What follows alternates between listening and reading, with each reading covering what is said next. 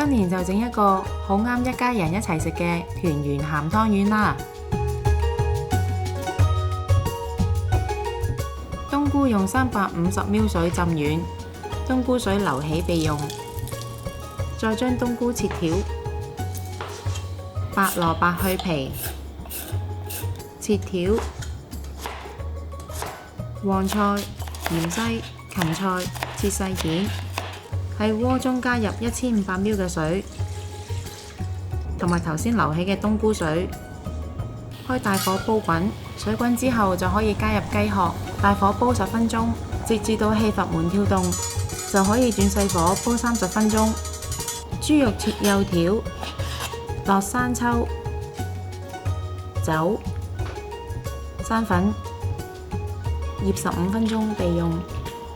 喺另一個鍋中加少少油，開中火加熱，見有少少白煙升起，就可以放入鯪魚肉，並輕輕壓一壓，煎至兩面金黃色，盛起稍為放涼就可以切條備用。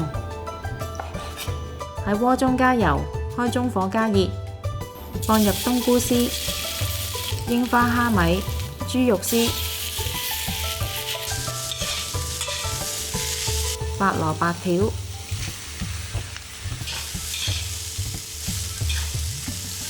黃菜爆炒。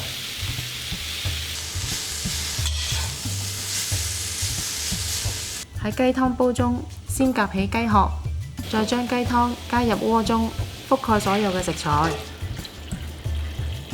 煲滾之後，放入頭先煎好嘅鯪魚肉條，轉細火煮大概15分鐘。喺煲緊嘅過程，我哋就可以預備整湯圓。喺碗中加入糯米粉、糖同鹽，分開幾次將暖開水加入糯米粉，攪勻。暖水未必需要全部用晒，如果太濕，可以酌量加返糯米粉，直至搓到成粉團咁就可以啦。粉團分開兩半，各搓成長條，跟住切成小份，搓完成湯圓。搓好嘅湯圓，將佢放入鍋中，煮到浮起，可以落少少胡椒粉調味，最後灑上芹菜粒、芫茜粒，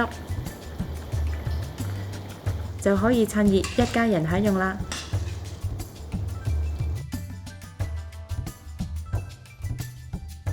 鍾意我哋條影片嘅朋友可以 Like、Subscribe、Share， 同埋記得撳着個鐘仔，可以第一時間收到我哋嘅最新資訊同埋影片。